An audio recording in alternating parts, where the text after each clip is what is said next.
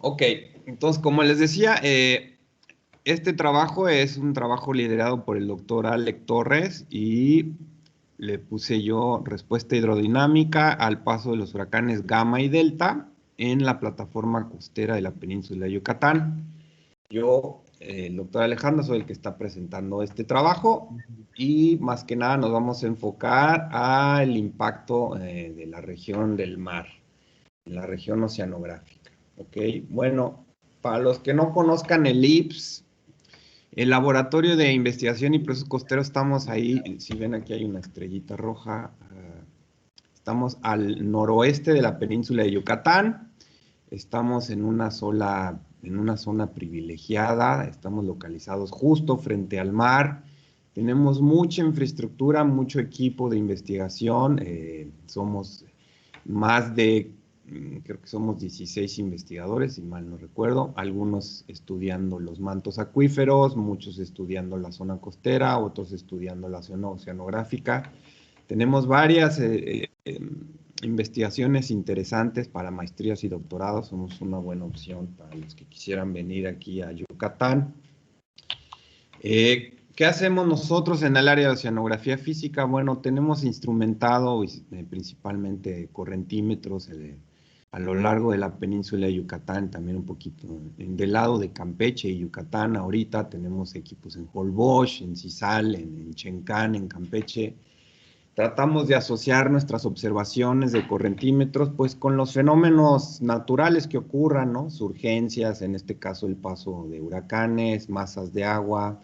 Hacemos buceo para la instalación de nuestros equipos. La zona de Campeche, Yucatán, la península de Yucatán, la zona donde trabajamos nosotros, es muy somera, entonces permite hacer trabajos más manuales, ¿no? No necesitamos embarcaciones tan grandes como otros lugares o la instalación de equipos en maniobras de barco un poquito más sofisticadas. Mucho de lo que hacemos nosotros pues es un poquito más manual, podemos hacer muestreos también con sondas multiparamétricas que podemos perfilar la columna de agua de manera manual, porque les repito, tenemos de 10 a máximo 20 metros de agua en casi toda la zona que monitoreamos de manera continua. En este trabajo en particular, bueno, aquí tienen las trayectorias de los huracanes Gamma y Delta. Gamma es este de colorcito azul, Delta es el huracán de colorcito rojo. Estos ocurrieron aquí en octubre, a principios de octubre del 2020 pasaron estas tormentas provenientes del Mar Caribe.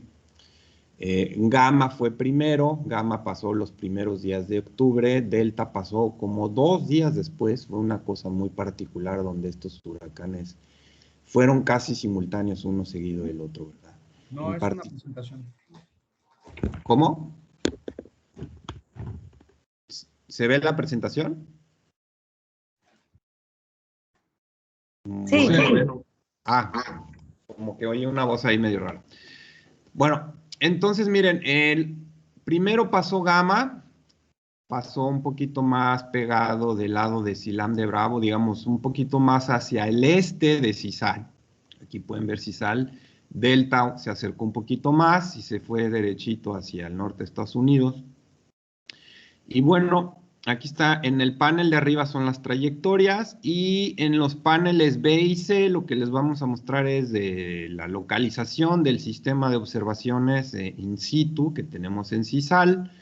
Aquí en este puntito tenemos a 20 kilómetros de la playa está la estación del ADCP, de este correntímetro acústico que está anclado en el mar, en el fondo del mar, está como a unos 12 metros de profundidad máxima. También hubieron mediciones en diferentes pozos de agua cercanos a la costa o alejándose a la costa para monitorear el manto acuífero, ¿no? El impacto que ocurrió en el manto acuífero por la lluvia que trajo este huracán. Tenemos una zona, aquí si quieren un acercamiento ya más, ahora sí que muy, muy local de Cizal. Aquí está el muelle de pescadores. Aquí está toda esta zona de perfiles de playa que se ha estado monitoreando desde hace varios años, donde se tiene un registro muy detallado del movimiento de la zona de la línea de costa a partir de perfiles de playa. Aquí tenemos la estación meteorológica de laboratorio donde estuvimos monitoreando los vientos, y también tenemos una estación de cámaras que está viendo el movimiento de la línea de costa a partir de cámaras que están filmando todos los días ahí el movimiento el vaivén del mar y de la línea de costa, ¿verdad? Bueno, entonces, como les digo, yo les voy a mostrar más que nada los resultados de este equipo que estuvo aquí, y también un poquito de la estación meteorológica que tenemos en el techo del laboratorio. Aquí tienen un poquito más de todo lo que se midió en este ejercicio. Tenemos la estación meteorológica, hay también un mareógrafo, el correntímetro que mide corrientes y oleaje, ¿no?, a diferentes intervalos de tiempo.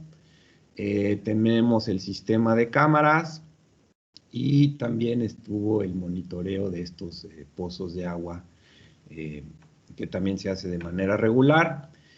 En particular, en este trabajo que les estoy mostrando, utilizamos 3 productos de satélite para complementar la información. Aparte de los vientos que estamos midiendo con la estación meteorológica en el laboratorio, pues yo utilicé estos vientos que se llaman, el producto se llama ASCAT, que nos da mapas del viento y del esfuerzo del viento. El esfuerzo del viento vendría siendo la variable que más nos interesa en oceanografía, que vendría siendo como el forzamiento que causa el viento sobre la superficie del mar, como este empuje que genera el viento cuando choca en el mar, en la superficie del mar, que lo transforma en energía mecánica, donde además también, como algunos saben, pues de ahí se produce el oleaje, pero también produce otras cosas que en particular nos interesaba el valor del esfuerzo del viento para estimar el bombeo de Ekman, ¿no?, el movimiento vertical del agua a partir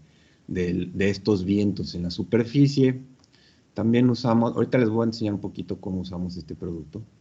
También usé en datos de salinidad superficial. Ya hay productos que están midiendo la salinidad del mar con plataformas satelitales. Es un producto que todavía está desarrollando ampliamente, ya tiene más de 10 años trabajando. Todavía las imágenes son muy gruesas, son de 1/4 de grado de espaciamiento, que viene siendo en kilómetros, pues es cerca de un dato cada 25 kilómetros, para que se den una idea. Lo mismo que los datos de temperatura superficial del mar, perdón. Los datos de temperatura superficial del mar, pues son datos mucho más antiguos. Quiero decir, desde los 80 ya se mide la temperatura del mar desde plataformas satelitales, ¿verdad? El viento también ya tiene muchos años. La salinidad superficial es, digamos, el más reciente, con apenas más o menos 10 años que ya se está llevando a cabo. Bueno, ¿qué es lo que vimos? Miren, por ejemplo, aquí tienen unas rosas de oleaje y de viento y de corrientes también, donde por un lado aquí está la estación meteorológica que tenemos en el laboratorio. Estos son los vientos comúnmente que se registran en la zona de Sisal. Como toda la península de Yucatán, nosotros siempre estamos teniendo vientos alisios, ¿verdad? Vientos que provienen del Caribe hacia el continente, llamémoslo así, vientos que vienen corriendo del este hacia el oeste. Ese es el comportamiento típico de los vientos, claro, con direcciones un poquito que pueden ir cambiando del sureste al noroeste, digamos. También están los vientos norte, que son vientos que vienen provenientes de América del Norte por estas tormentas invernales. Por ejemplo, ahorita es época de norte, aquí tienen esa parte de los vientos que bajan del norte, pero principalmente los vientos predominantes son vientos que vienen del Caribe hacia el Golfo, ¿no? El oleaje típico, o sea, en el lado izquierdo tenemos lo típico para Sisal, ¿no? Aquí tienen la rosa de los vientos, aquí está la rosa de oleajes. El oleaje típico es oleaje que viene del norte, noreste, ¿no? Los colores representan más o menos, por ejemplo, en el caso del oleaje, pues la altura que puede percibirse. O sea, fíjense, la altura promedio típica del oleaje en Sisal, a 20 kilómetros de la playa de Sisal, anda del orden de de 0.4 a 0.8 metros, o sea, son olas muy pequeñas, ¿no? Comparadas con otras regiones del mundo, ¿no? Para la península lo típico son estos valores de, digamos, de 4 a 1 metro de oleaje, es lo típico. Llega a haber, no se alcanza a percibir aquí, pero hay veces que el oleaje rebasa los 2 metros, obviamente es en ocasiones especiales, como tormentas, como un huracán, por ejemplo. Perdón, y lo que tienen en el panel derecho es lo que ocurrió en la temporada donde pasaron estos huracanes, Gamma y Delta. Esto es, digamos, los primeros 10 días del mes de octubre del 2020. Aquí tienen el comportamiento, por ejemplo, típico del viento, y aquí tienen el comportamiento del viento debido a Gamma y Delta, donde pueden ver, por ejemplo, en el caso de viento y del oleaje también, cómo es que aumentan las magnitudes de estas cosas. Perdón que se los haya puesto aquí en kilómetros por hora, pero era para referenciarlo a, pues, lo que se conoce como que la gente está más familiarizada en la escala esta de categorías de huracanes en kilómetros por hora, más que nada por eso lo puse en estas unidades. Pueden ver cómo los colores más oscuros que tienen que ver con velocidades más altas, pues son las que percibimos en esos 10 días en donde ocurrieron estos huracanes. Obviamente los huracanes traen vientos fuertes a la región costera, ahí se percibe bien en la estación meteorológica. No hay bueno, aunque aquí los vientos tienen una preferencia del norte, ¿no? Por alguna razón dice que el viento estuvo llegando fuertemente del noroeste y noroeste, noreste y noroeste, ¿no? También un poquito del sur. Yo creo que esto tiene que ver con el movimiento circular de los huracanes, donde, bueno, por alguna razón pintó más de la región norte que estuvo viniendo el viento. A lo mejor si vimos las trayectorias de los huracanes, pues nos estuvieron mandando viento de estas direcciones, perdón, se movió, aquí está, hacia la región de Cisal. Cuando les digo que el comportamiento típico es de este a oeste, más bien en los huracanes nos estuvo viniendo del noroeste hacia al sureste. Aquí lo tienen en la rosa de los vientos y con velocidades de 37 a 62 kilómetros por hora, cuando comúnmente están más que nada entre 12 y 25 kilómetros por hora los vientos típicos, ¿no? En el oleaje pueden ver claramente que aquí es donde tuvimos el oleaje más alto que hemos registrado en la serie de tiempo. Se debe al oleaje que llegó en estas tormentas, con oleaje arriba de 2 metros de altura. Pueden ver aquí la barrita de color rosa que aquí debe de aparecer, pero está tan ligerita que no se pinta. Y en general pueden ver que el oleaje fue de 1 metro a 2 metros de alto. O sea, hubo pues el oleaje más fuerte que puede haber en la región, o sea, olas altas para la región de la península de Yucatán. Esto es un oleaje fuerte.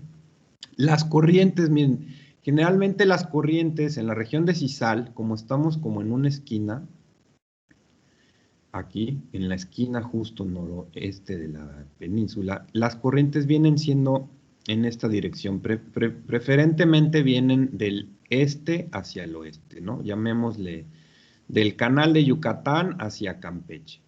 Y eso es lo que están viendo en la rosa del oleaje. Pueden ver que las corrientes preferentemente vienen del canal de Yucatán, se dirigen hacia Campeche. Hay veces que ocurre al revés, pero son episodios breves donde este pequeño triangulito quiere decir que son corrientes que van de Campeche hacia el canal de Yucatán. Y en el caso de Gamma y Delta, fíjense qué curioso, se incrementó esta parte de norte, digamos de Campeche a Yucatán. Hubieron más corrientes viniendo de Campeche a Yucatán que lo comúnmente registrado, aunque lo principal se dio de Yucatán a Campeche, con velocidades, digamos, también aquí están viendo las velocidades, aquí se alcanza a percibir el rosita de las velocidades más altas que se percibieron en el correntímetro, que velocidades altas para la región de Cisal, que es una región sumera, altamente afectada por la cercanía con el fondo, donde deben de pensar que las corrientes en el mar están siempre siendo friccionadas por el fondo marino. Una corriente fuerte es una corriente de hasta 56 centímetros por segundo, que no es una corriente despreciable, es una corriente ya bastante decente, aunque en el promedio general anda del orden de 9 a 28 centímetros por segundo, que son corrientes lentas o moderadas, llamémoslo así, y estas serían también, más bien estas son corrientes lentas, estas serían corrientes moderadas, pero no dejan de ser importantes. 50 centímetros sobre segundo es una corriente ya importante en el mar, ¿no? Digamos que son corrientes que traen cambios fuertes en el ambiente marino. Bueno, entonces esta primera figura lo que les está mostrando es cómo el paso de estos huracanes impacta sobre el océano y lo modifica de sus condiciones naturales, ¿no? Tanto en viento, oleaje y corrientes, las tres variables se vieron transformadas en el tiempo en el que pasaron estas tormentas. También piensen ustedes, lo que tienen los huracanes es que son tormentas muy de tiempo corto, ¿no? Entonces estas perturbaciones se quedan ahí en la zona, pero por pocos días o por un día lo más, ¿no? Y después otra vez todo vuelve a ser como antes, pero este impacto es importante el ambiente. Aquí son un poquito de fórmulas, no, les voy a mostrar cómo nada más calculamos a partir de los datos de las corrientes y del viento de la estación meteorológica. Estimamos las corrientes debidas únicamente al esfuerzo del viento, otra cosa que se conoce como la capa de Ekman, que es la profundidad a donde estos vientos se sienten dentro del agua. O sea, entiendan ustedes que cuando ustedes están en el mar, entre más cerca estén de la superficie, más perciben lo que está pasando en la superficie, ya sea una tormenta o un oleaje fuerte. Todo está asociado a una cierta capa de influencia, ¿no? Esta capa de influencia de hasta dónde se logra sentir el fenómeno de los vientos en la columna de agua es lo que le llamamos la capa de Ekman. Después, a partir de los datos de viento, temperatura y salinidad de los satélites, estimamos la densidad del agua de mar, ¿no? A partir de los datos de temperatura y salinidad de los satélites pudimos estimar la densidad del agua de mar superficial. Obviamente ahí no tenemos datos a profundidad. Con los satélites solamente estamos viendo la pura capa superficial, muy de centímetros, digamos, de influencia. En cambio, con el viento y las corrientes sí podemos estimar la capa de profundidad a la que se vean afectadas las cosas. A partir de los datos de satélite, no pudimos usar los datos de la estación meteorológica para estimar el movimiento vertical de las aguas o el bombeo de Ekman, como se conoce normalmente. El bombeo de Ekman tenemos que calcular una derivada o el cambio del esfuerzo del viento tanto en X como Y, o sea, tenemos que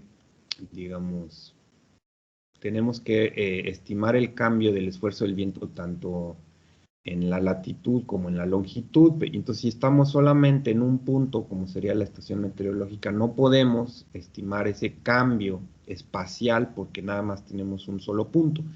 En cambio, si tenemos datos de viento en una malla o en una cuadrícula, como sería en los casos de los datos de satélite, podemos estimar el cambio de estas velocidades de viento en latitud y longitud o en X y Y, que son los valores que necesitamos, en este caso no solo del viento, sino más bien del esfuerzo del viento. Necesitamos el cambio del esfuerzo del viento en X y en Y para poder estimar el bombeo de Ekman o el movimiento de corrientes en la vertical, fíjense, ya no nada más en la horizontal, sino en la profundidad, ¿no? De arriba para abajo.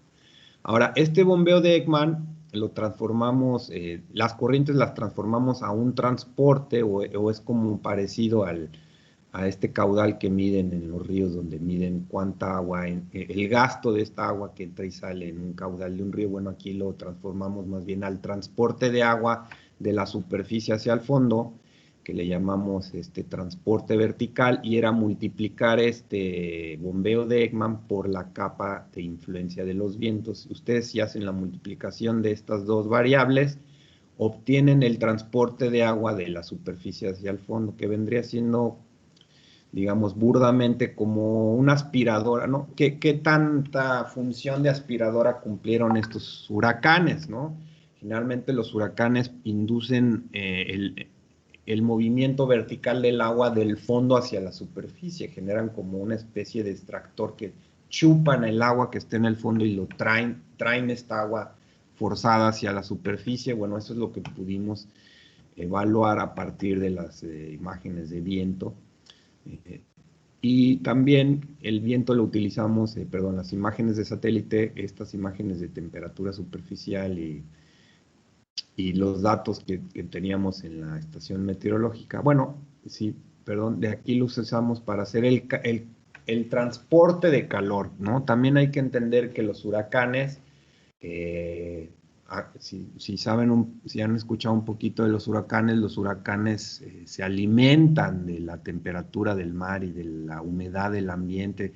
Digamos, ese es el motor, la gasolina o el combustible que los hace funcionar, ¿no? Entonces, al estar ellos tomando calor del ambiente, generan un intercambio de calor en la superficie del mar, que se conoce como flujo de calor, y eso puede ser, aquí estimamos nosotros lo que conocemos como el calor sensible y el calor latente. El calor sensible está asociado el calor latente tiene que ver con los cambios de condensación y de evaporación. Y el calor sensible está asociado a los cambios de humedad en el ambiente. Entonces, bueno, lo que aquí podemos evaluar es cómo es que estos huracanes, al pasar por la zona de estudio, pues transforman o cambian este calor o esta energía calórica disponible que estaba antes del paso de ellos, ¿no? Bueno, aquí les estoy mostrando una serie de tiempo tanto del ADCP como de la estación meteorológica y de estos subproductos que calculamos con estos datos para que vean en resaltado. Lo que les estoy poniendo son los datos de el momento exacto en el que ocurrieron estas tormentas aquí en CISAL, ¿no? Entonces, lo que pueden ver en negro, por ejemplo, en el primer panel lo que tienen es la altura del mar según el ADCP, ¿no? Este no es el mareógrafo, este es el sensor de presión que tiene el correntímetro. Los correntímetros acústicos, todos vienen acondicionados, bueno, no todos, pero el que tenemos nosotros trae un sensor de presión, trae un termómetro y también tiene la capacidad de medir el oleaje. Entonces mide corrientes, nivel del mar, la temperatura en el fondo, porque acuérdense que es un equipo anclado en el fondo. Claro, estamos a 12 metros, es una temperatura muy parecida a la de la superficie que vería el satélite, pero no es exactamente la misma porque está a 12 metros de profundidad. Entonces, en azul pueden ver el movimiento del nivel del mar, y en negro tienen la velocidad, la magnitud de los vientos según la estación meteorológica de laboratorio en CISAL, a 20 kilómetros de donde se midió la línea azul. Aquí lo que tienen son el promedio diario de estos datos, ¿no? Es una serie de tiempo promediada diariamente, donde pueden ver en negro claramente, por ejemplo, en el caso de los vientos, cómo estos se aceleraron bruscamente en el momento en el que pasó gamma, sería el primer pico, y delta el segundo pico, ¿no? Obviamente aquí pueden ver que gamma trajo vientos mucho más fuertes que los que trajo delta, y en el caso del nivel del mar, gamma trajo un desnivel del mar donde, fíjense, el nivel del mar bajó en la tormenta de gamma. Pareciera que gamma movió el agua hacia adentro del Golfo de México, y en el caso de delta, esta agua se regresó y tienen una pequeña subida del nivel del mar. Entonces esto sería algo que se conoce como el set down y luego un set up. Tenemos un set down y un set up, perdón, en el caso de gamma y delta. O sea, hay un comportamiento distinto entre ellos en la variable del nivel del mar, medida mar afuera, ¿ok? En el caso de las corrientes, que va a estar en negro ahora, y en rojo lo que va a ser el oleaje, pues pueden ver también cómo se perturban. El oleaje alcanzó, como habíamos visto, hasta 2 metros de altura en el nivel de oleaje. Y en el caso de las corrientes tenemos dos picos donde las corrientes marinas medidas por el correntímetro, es decir, todas las corrientes se aceleraron bruscamente por el paso de gamma y un poquito menor por el paso de delta, ¿no? Pero pueden ver claramente los dos picos de influencia de estas corrientes. Si solamente viéramos la pura velocidad del viento y la velocidad de corriente que genera ese viento sobre el mar, tenemos lo que aquí en negro las corrientes de Ekman, es decir, estas corrientes debidas exclusivamente al empuje del viento, y vemos que gamma de forma particular fue la que trajo las corrientes más aceleradas comparativamente con delta. Aún así, las de delta siguen siendo corrientes considerablemente mayor a lo típico o a lo normal que acarrea el viento en la zona. Sí pueden ver que delta también destaca, aunque es más pronunciada el esfuerzo que trajo gamma en este aquí en CISAL, ¿no? Y en el caso de la profundidad de influencia de estas corrientes, teóricamente, la columna de influencia que pudo haber generado el esfuerzo de estos vientos debió de haber impactado hasta cerca de 350 metros de profundidad. Obviamente, donde estamos nosotros eso no ocurre porque no hay 350 metros de profundidad. Ahí en CISAL, ahí donde tenemos el equipo, yo les dije, llegamos a cerca de 12 metros de profundidad como máximo. Este dato es teórico, pero lo que quiere decir es que en el paso de los dos huracanes, toda la columna de agua sintió el movimiento de los huracanes arriba de él, ¿no? Eso es lo que quiere decir. Si hubiéramos estado en una región de mar abierto donde hubieran más de 500 metros de profundidad, hasta los 350 metros esos vientos hubieran podido impactar la columna de agua, dígase con corrientes o movimientos verticales tal vez, ¿no? Aunque a 350 sería lo que ya menos impacta, porque es lo que está más lejos de la superficie. Pero en donde estamos nosotros quiere decir que totalmente toda la zona se vio totalmente afectada por el paso de estos huracanes, ¿no?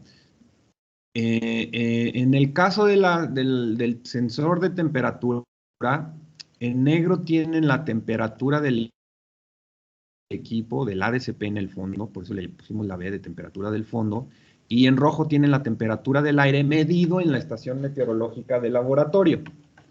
¿Qué es lo que pasa con los huracanes? Los huracanes son sistemas que vienen robándole calor a la zona por donde van pasando y entonces enfrían, miren. Aquí pueden ver la caída de la temperatura en el paso de estos huracanes. Pueden ver cómo la temperatura del mar venía estando a cerca de 30 grados centígrados y cuando pasan estos estos meteoros, decae la temperatura en el fondo, ahí frente a CISAL, hasta cerca de 28. O sea, hubo un cambio de casi 2 grados centígrados de temperatura en el paso de estos huracanes.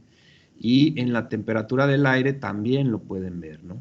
Cómo venían temperaturas cálidas y después decaen en el paso justo de gamma y delta.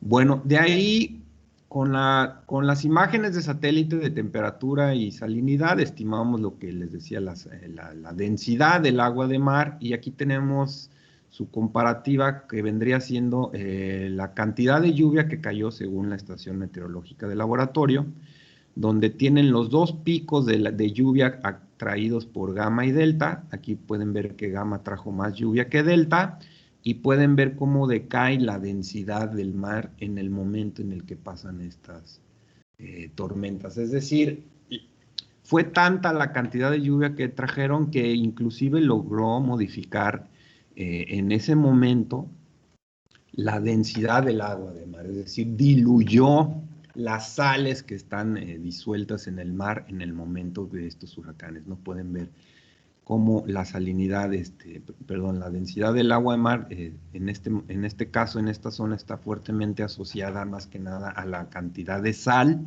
En otros lugares la temperatura es la que domina sobre la densidad. En el caso de la península de Yucatán y frente a Yucatán y Campeche, lo que más domina es la cantidad de sales disueltas. Aquí se ven diluidas por la cantidad de agua que cayó, ¿no?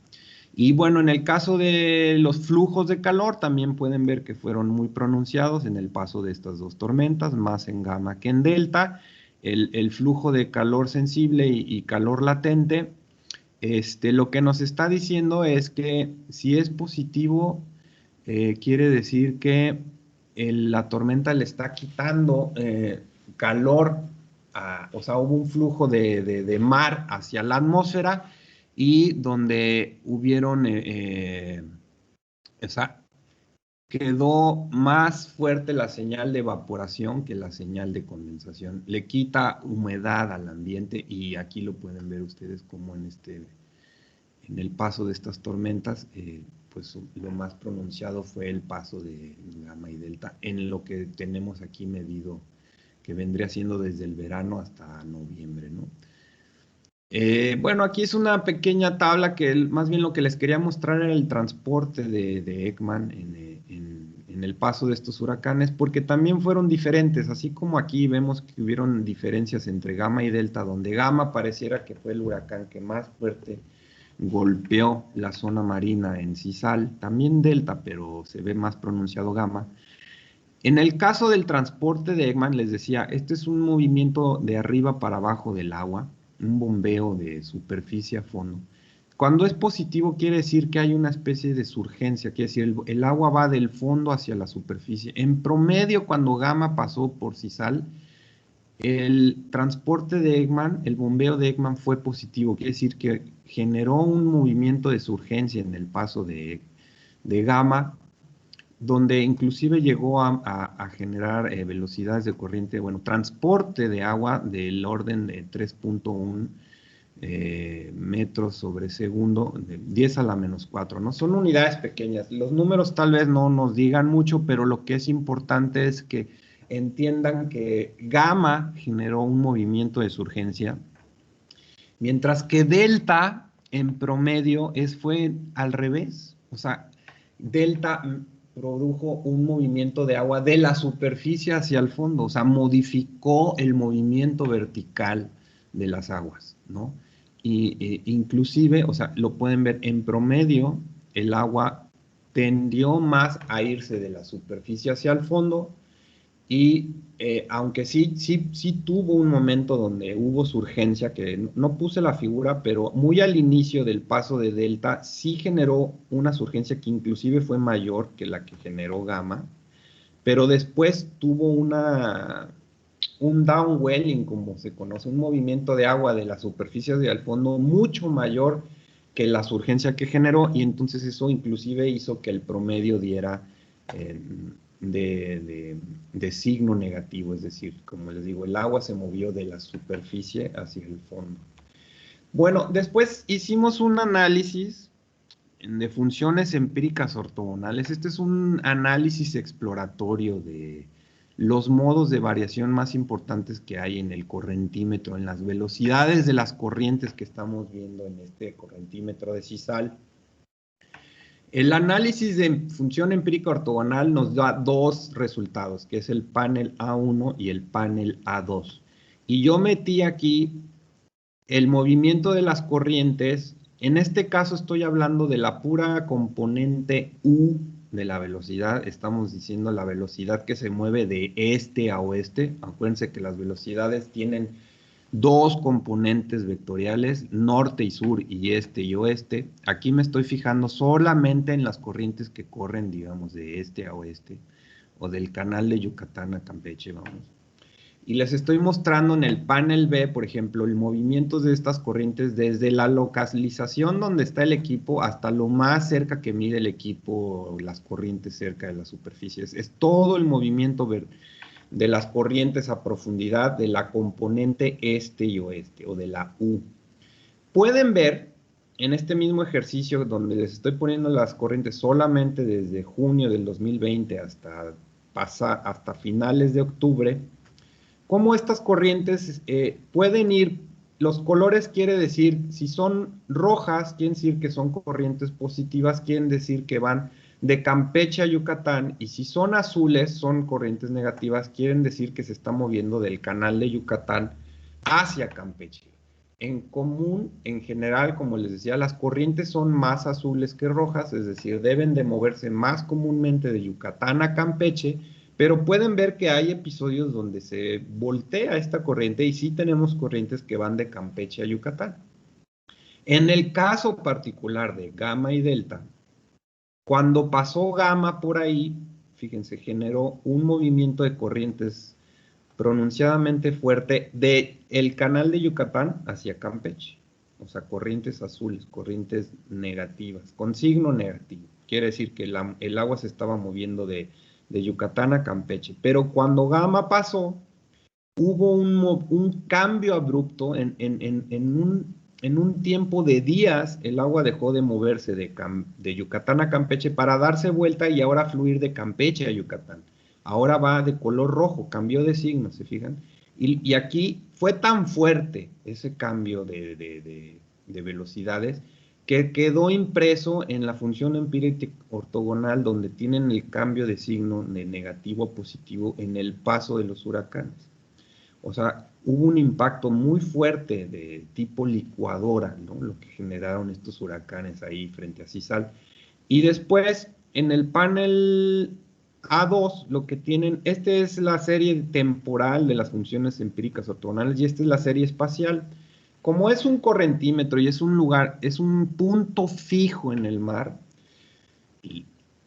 el espacio solamente lo puede dar la profundidad de las corrientes. Acuérdense que el ADCP, si no están familiarizados con él, el ADCP mide corrientes continuas desde el fondo hasta la superficie. Es un equipo que nos permite ver el paso de las corrientes desde el fondo del mar hasta la superficie. Entonces, si ustedes van generando una serie de tiempo, generan una matriz de datos temporal anclada solamente, fija a ese lugar donde están midiendo, y eso les permite generar un mapa espacial, pero de las corrientes a profundidad, como una especie de perfil promedio, pero no es que sea el perfil promedio, este es el perfil espacial de la función empírica ortogonal, que les está diciendo que las corrientes en Cisal, en donde está localizado el equipo, tiene un cambio de corriente de 7 centímetros sobre segundo en el fondo a cerca de 11 centímetros en la superficie. Es un perfil típico de lo que se conoce como perfil típico de capa de Ekman, es decir, donde se percibe fuertemente la influencia del fondo. Tienen corrientes más aceleradas lejos del fondo y corrientes que van frenándose o friccionando conforme se van acercando al fondo.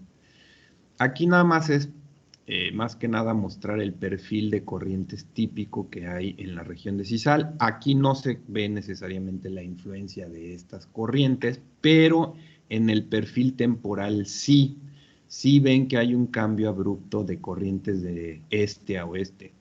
Aquí es simplemente, como podemos decir, un perfil promedio, que no es el perfil promedio, pero es el comportamiento típico de las corrientes en Cisal, ¿no? Digamos, fuertemente afectadas por el fondo, cerca del fondo, y no afectadas por el fondo cerca de la superficie. Digamos, hay un cambio de velocidad de 2 centímetros de 2 centímetros de magnitud, aquí estamos hablando 8 metros, 8 metros perfilados por el correntímetro. ¿Por qué no hay 12 metros? Yo les dije que el equipo está a 12. No hay 12 porque los correntímetros pierden los primeros metros que están pegaditos a ellos, no los ven, y los primeros metros más cerca de la superficie tampoco. Por el movimiento de sube y baja del agua se pierden los datos más superficiales, y porque el equipo tiene una cierta altura no se ve las corrientes más pegadas al fondo. Bueno, esta es la última figura que les voy a mostrar. Aquí pueden ver la inundación que se vio en Cisal con este modelo de elevación de la inundación causada por las tormentas Gamma y Delta, simplemente para que vean las zonas afectadas cuando cayó en Gamma. Lo más fuerte se vino ya en Delta, obviamente por la acumulación de los volúmenes de agua acarreados por Gamma y luego traídos por Delta, hubo una acumulación de agua que logró inundar las zonas más cercanas a la ciénaga. Esto que ven aquí de color cafecito es agua, ¿no? Es lo que se conoce como la ciénaga que está ahí en Cizal. Cizal, acuérdense, no lo mencioné, es una barra de arena muy delgadita. Aquí está, por un lado tenemos mar enfrente y por atrás tenemos aguas o un pantano, una ciénaga. O sea, tenemos agua por los dos lados y una pequeña barra de arena. Pequeña me refiero a que, pues, geológicamente esto es delgadísimo, ¿no? Entonces, la lluvia que trajeron estos meteoros dejó a la zona sur, digamos, de Cizal, pues plenamente inundada por la ciénaga. El agua de la ciénaga se salió, inundó el primer cuadro de la ciudad o las primeras, la primer cuadra de Cizal quedó bajo el agua. Las casas, desgraciadamente, se les metió el agua a todas las personas que viven ahí. Inclusive aquí lo que tienen es la carretera que viene de Mérida para Cizal también. El tramo ya llegando casi a Cizal quedó inundado, ¿no? Esto fue por más de meses, ¿no? Quedó el agua inundada. Acá la zona norte de Cizal también se inundó. Bueno, aquí es más o menos lo que representó el modelo de elevación de las aguas. Bueno, con esto sería todo. No sé si tengan algunas preguntas que quisieran sobre lo que les presenté o algunas cosas que quieran comentar, no sé. Si están por ahí todavía. A ver, Paulo. Sí, ¿qué tal, Alejandro? ¿Cómo estás? Muy súper interesante. Gracias. Oye, de tu última lámina, bueno, la penúltima antes de la inundación de las funciones empíricas ortogonales, el, el panel A2 también son unidades de centímetros por segundo, el panel A2, el vertical que muestra la función, digamos, espacial. Sí, sí, aquí están, mira, las unidades están aquí abajo. Ah, Son centímetros sobre segundo, ¿no? ok. Ah, ya no estás compartiendo tu pantalla. Ah, perdón, a ver. Pero sí, ok. Ahí está, ¿sí la ves? Sí. Ahí Ah, está. ya, ok. Aquí Ajá. abajito, aquí está, son unidades de centímetros sobre segundo este también. Ya. Y es como que el promedio de El todo 1 el no tiene periodo. unidades, se llaman unidades relativas porque es la serie temporal, pero el espacial sí lleva unidades. Ya. Pero hay velocidades, por ejemplo, durante el paso de gamma y delta, pues hay velocidades mucho mayores. Entonces esto, el panel A2 es como el promedio de todo el periodo. Exactamente, se Ya. puede pensar como si fuera el promedio de la columna de agua. Durante todo, sí, ok. Ya. Digamos que serían las velocidades típicas que tú esperas encontrar ahí en donde está el correntímetro, ¿no? Perfecto. Ujú. Buenísimo. Esa era mi duda, que no me quedaba claro las unidades. Ok, Sí, gracias. bien. ¿No? ¿De qué? ¿Algún comentario, alguna pregunta que tengan? ¿Alguna crítica?